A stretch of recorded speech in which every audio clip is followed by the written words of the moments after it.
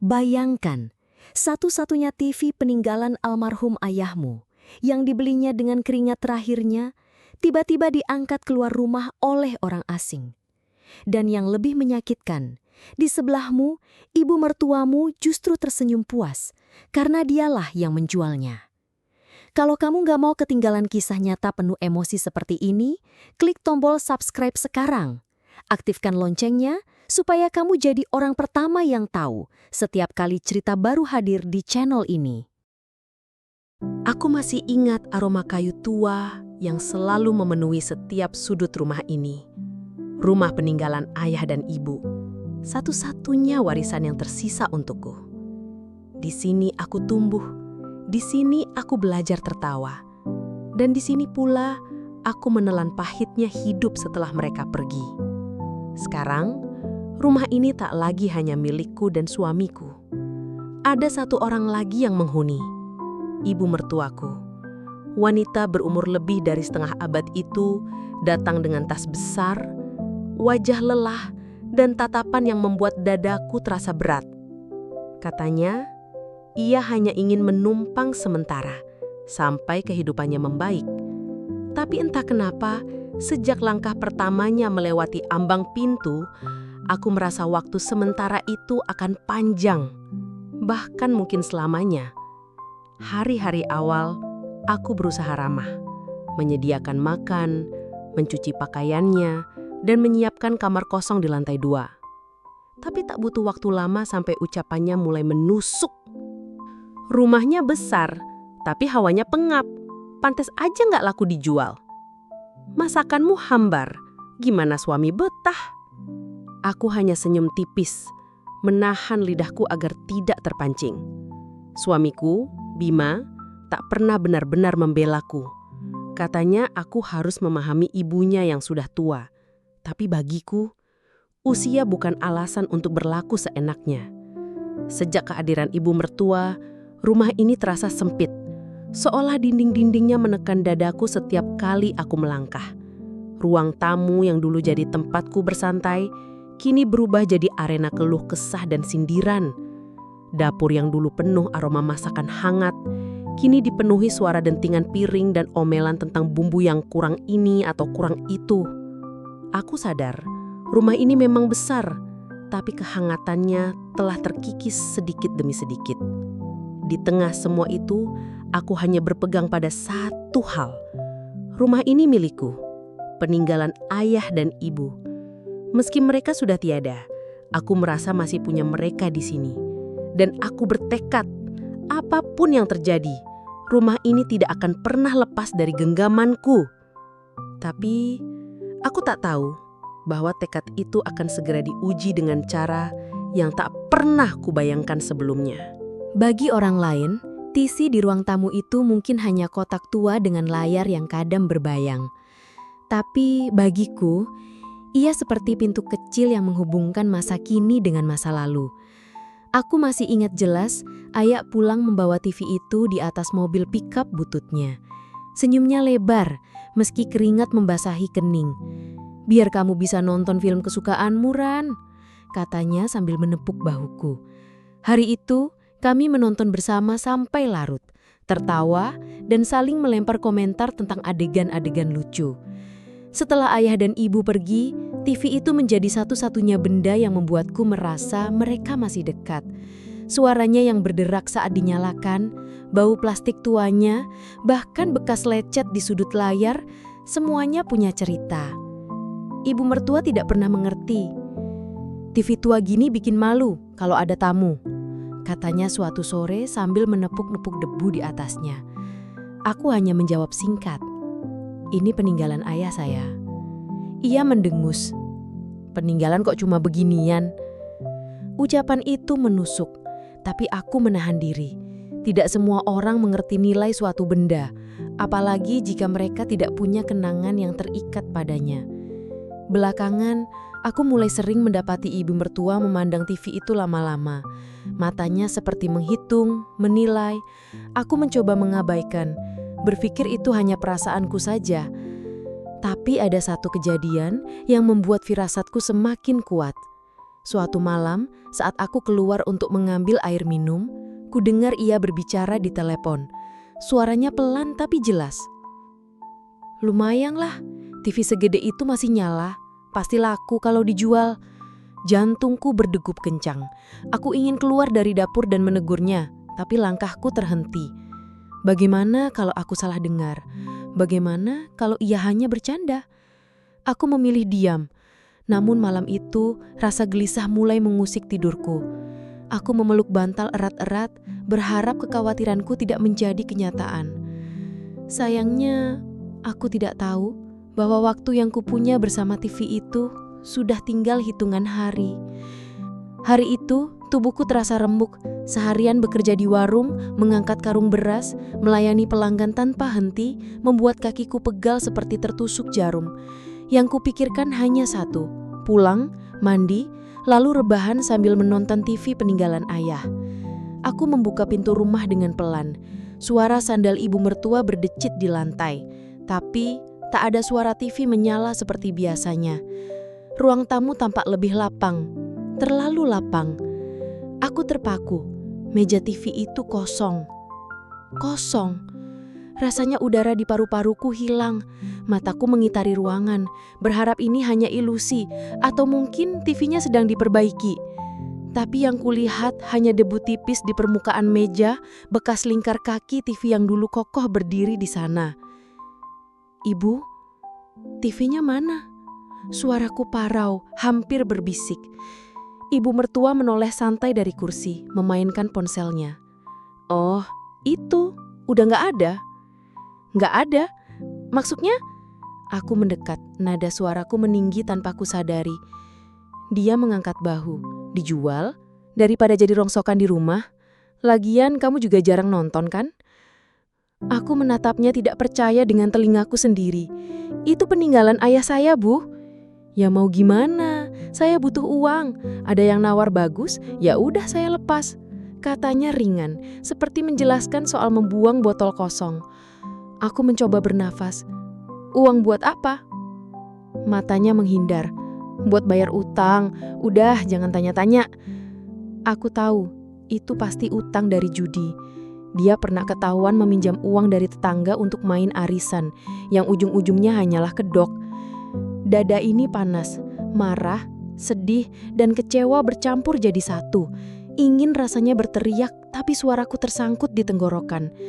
Suamiku belum pulang, dan aku berdiri di sana, sendirian, menatap meja kosong yang kini tak lagi menyimpan kenangan. Yang tersisa hanya satu pertanyaan di kepalaku. Seberapa jauh ia akan merampas milikku sebelum aku kehilangan segalanya? Malam itu Bima pulang, lelah dan bau keringat. Begitu aku menceritakan soal TV, ia hanya terdiam sambil membuka kancing bajunya. "Kamu gak marah, Bim?" tanyaku, suaraku bergetar. Ia menghela napas panjang. "Ya udahlah Ran, nanti kita beli lagi, gak usah diperpanjang." Jawaban itu membuatku seperti ditampar. "Beli lagi? Itu bukan sekedar TV, itu peninggalan ayah saya." Bima menatapku, wajahnya dingin. "Ibu juga butuh uang, kamu gak ngerti, dia lagi susah." Aku menggigit bibirku, menahan kata-kata yang ingin keluar. Tapi amarahku terlalu besar. "Susah? Susahnya dia karena apa, Bim? Karena main judi dan hutang sana-sini? Kenapa harus aku yang kehilangan demi menutup kesalahan dia?" Bima mengusap wajahnya, menghindari tatapanku. "Udah, jangan ribut, capek aku." Malam itu aku tidak bisa tidur. Kata-kata Bima terus terngiang seperti ia membela ibunya lebih dari istrinya sendiri. Aku berjalan pelan ke dapur, mencari air minum. Di meja, kulihat secari kertas. Nota penjualan TV. Tanggalnya baru 2 hari lalu. Di sudut bawah, ada catatan kecil dengan tulisan tangan ibu mertua. Lunas, hutang putaran terakhir. Hutang putaran terakhir. Itu istilah yang sering kudengar dari orang-orang yang main judi putaran, di mana uang diputar dari satu orang ke orang lain dan ujungnya selalu kerugian. Tanganku bergetar memegang kertas itu, bukan soal harganya yang kecil, tapi soal artinya. Ia menjual bagian dari hidupku hanya untuk memuaskan kegilaan sesaatnya. Saat kembali ke kamar, aku memandang langit-langit. TV itu mungkin sudah jauh, mungkin sudah di rumah orang lain, tapi aku tidak bisa diam. Aku harus mencarinya. Entah kenapa, ada suara di dalam hati yang berkata, menemukan TV itu akan membawaku pada kebenaran yang lebih besar. Sebuah kebenaran yang mungkin akan mengubah cara pandangku terhadap seluruh keluarga ini. Keesokan harinya, aku berangkat lebih awal, tapi bukan ke tempat kerja. Di tanganku, ku tenteng foto lama TV itu. Aku sempat memotretnya beberapa bulan lalu saat menata ruang tamu. Siapa sangka, foto sederhana ini kini jadi satu-satunya bekal untuk mencari jejaknya. Aku mulai dari pasar loak di pinggir kota. Deretan kios besi berkarat, bau cat, dan suara logam beradu membuat kepalaku pening. Aku menunjukkan foto itu ke pemilik kios pertama. Ia hanya menggeleng. "Kalau ada udah laku kemarin, Bu. TV model begini cepet habis," katanya. Aku melangkah ke kios berikutnya, lalu berikutnya lagi. Hampir semua memberi jawaban sama, tidak tahu atau sudah terjual. Rasanya seperti mencari jarum di tumpukan jerami. Sampai akhirnya, di sebuah kios kecil di sudut pasar, seorang pria tua berhenti mengelap kacanya saat melihat fotoku. Ini sempat ada di sini," katanya, sambil menunjuk gambar. Jantungku berdegup cepat. "Serius, Pak? Sekarang di mana?" "Waktu itu ada yang bawa, ibu-ibu agak tua, katanya mau dijual cepat. Saya beli, tapi nggak lama ada orang lain yang datang dan langsung nawar tinggi, jadi saya jual lagi." Aku mengangguk pelan, mencoba menahan kecewa. "Bapak tahu siapa yang beli?" Pria itu mengernyit lalu tersenyum samar. "Laki-laki tua pakai topi abu-abu, kayaknya orang sini juga. Kalau nggak salah dia sering nongkrong di warung kopi dekat terminal lama." Petunjuk pertama, kecil tapi cukup untuk membuatku punya alasan melangkah. Sepanjang perjalanan pulang, pikiranku berputar. Aku tidak tahu siapa pria itu atau kenapa ia mau membeli TV tuaku dengan harga tinggi. Tapi hatiku berkata, ini bukan kebetulan.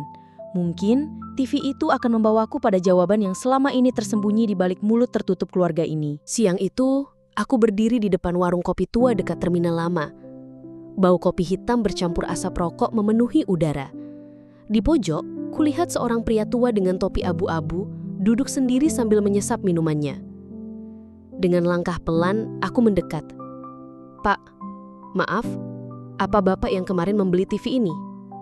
Kutunjukkan foto di ponselku. Ia menatapnya lama, lalu mengangguk. "Iya, ini ada di rumah saya sekarang. Kenapa?" Jantungku berdegup cepat. "Itu peninggalan ayah saya. Saya ingin membelinya kembali kalau Bapak mau." Pria itu menghela napas, menatapku seolah ingin memastikan sesuatu. "Ayah kamu? Siapa namanya?" "Kusnadi," jawabku lirih.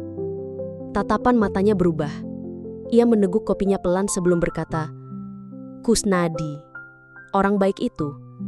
Jadi kamu anaknya?" Aku mengangguk, bingung. "Bapak kenal ayah saya?" Ia tersenyum samar. "Kenal? Lebih dari itu. Ayahmu pernah menyelamatkan keluarga Bima dari kebangkrutan." Aku terpaku. "Maksudnya?" Pria itu bercerita.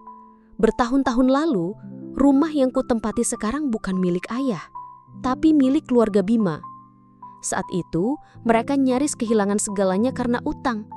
Ayahku datang, membeli rumah itu dengan harga sangat tinggi, jauh di atas nilai pasarnya, hanya supaya mereka bisa melunasi utang dan tidak tidur di jalan.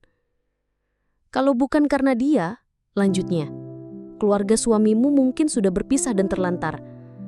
Tapi orang baik sering dilupakan, Nak." Tanganku gemetar. Semua ucapan kasar ibu mertua, semua tatapan merendahkan, semua perlakuan seolah aku numpang, semuanya tiba-tiba terasa seperti pisau yang ditusukkan dari belakang. Aku mengucapkan terima kasih pada pria itu, meski suaraku nyaris tak keluar.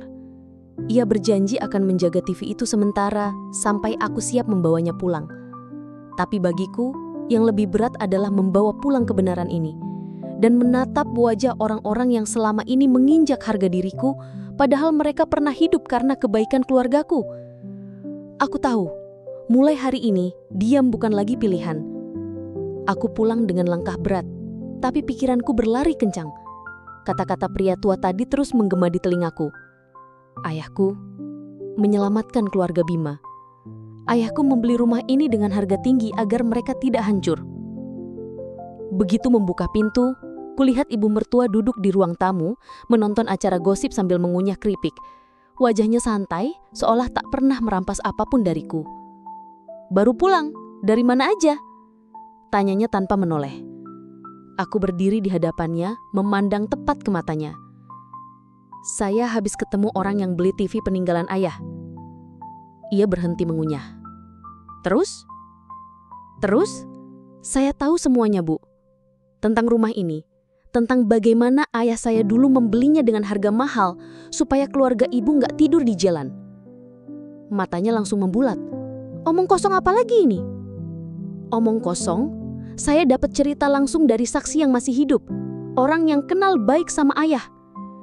Jadi sebelum ibu bilang saya numpang di rumah ini, ingat dulu siapa yang sebenarnya menyelamatkan hidup ibu. Nada suaraku bergetar. Bukan karena takut, karena marah. Bima muncul dari kamar, wajahnya bingung. Ini ribut apa lagi? Aku menatapnya tajam. Ribut karena kamu gak pernah bela aku, padahal rumah ini milik keluargaku sepenuhnya. Ayahku membelinya demi kalian, dan sekarang ibumu seenaknya menjual peninggalan yang berharga buatku. Bima terdiam, menatap ibunya. Ibu mertua mendadak gelisah, matanya beralih ke arah lain. Ah, sudah lama itu. Lagian juga dulu rumah ini jelek. Bapakmu yang untung. Aku memotong tajam. Untung? Kalau ayah nggak keluarin uang sebanyak itu, ibu nggak akan punya apa-apa sekarang. Suasana membeku. Untuk pertama kalinya, ibu mertua tak punya jawaban cepat. Bima pun tidak. Di dadaku, luka yang selama ini kutahan kini berubah menjadi api. Dan api ini tak akan padam sampai aku mendapatkan kembali harga diriku. Seminggu setelah kejadian itu, suasana rumah jauh berbeda. Tak ada lagi bentakan atau sindiran setiap aku lewat. Bima jadi sering pulang lebih awal, bahkan mulai membantuku di dapur. Tapi yang paling terasa, ibu mertua. Dia jarang keluar kamar, dan kalaupun keluar, tatapannya tak lagi setajam dulu. Pagi itu, aku sedang menyapu halaman ketika dia keluar, membawa piring berisi tempe goreng. "Rani, makan dulu, masih anget," katanya pelan. Suaranya yang dulu penuh nada perintah, kali ini terdengar canggung, seperti orang yang sedang belajar berbicara dari awal. Aku menatapnya. "Terima kasih, Bu." Dia mengangguk, lalu menunduk lama sebelum berkata, "Maafkan Ibu, soal TV, soal semua kata-kata Ibu dulu." Dada ini rasanya sesak. Bertahun-tahun aku berharap mendengar kalimat itu.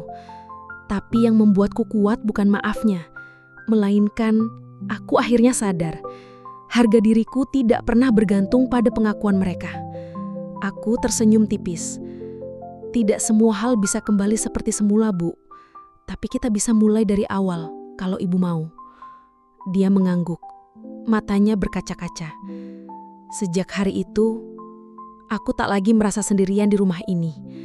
Aku tetap bekerja keras, menabung, dan memperbaiki setiap sudut rumah peninggalan ayah. Dan meski hubungan kami belum sempurna, setidaknya aku tahu, aku sudah menundukkan yang pernah menginjak. Bukan dengan teriakan, bukan dengan balas dendam, tapi dengan bukti dan keberanian untuk berdiri tegak.